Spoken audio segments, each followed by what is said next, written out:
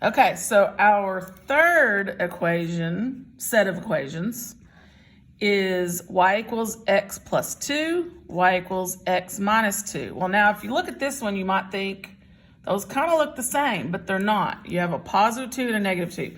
So the slopes are the same. Both slopes, that's an understood 1, so it's a 1 over 1, both equations. B, this one's a positive 2, this one's a negative 2. So now when I go to graph this, my first one, I go to positive 2 on my y-axis. And then I do my slope 1, 1. So I go up 1, over 1. So there's my first line. And I'm going to go ahead and draw these, because I already kind of have an idea what they're going to be because they have the same slope. And if you remember learning that if two lines have the same slope, so I'm going to go here for my y-intercept on my second line, and then I go up 1, over 1.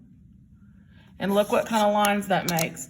Those make parallel lines.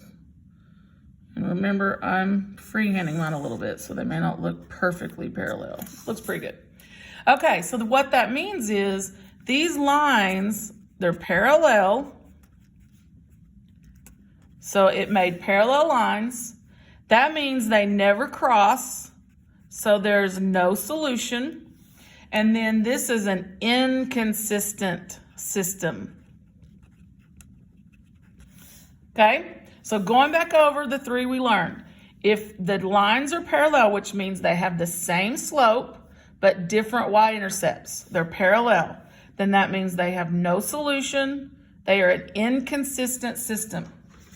The one before, we ended up with the same, once we changed this equation down to slope-intercept form, we had the same equations. So it means everything's the same, which means the lines are identical. So that means they are the same line. There's infinitely many solutions, and that is a consistent and dependent system. The last one, which was the first one we did, these ended up being just two different lines, two different slopes, two different y-intercepts. So that means they are intersecting lines.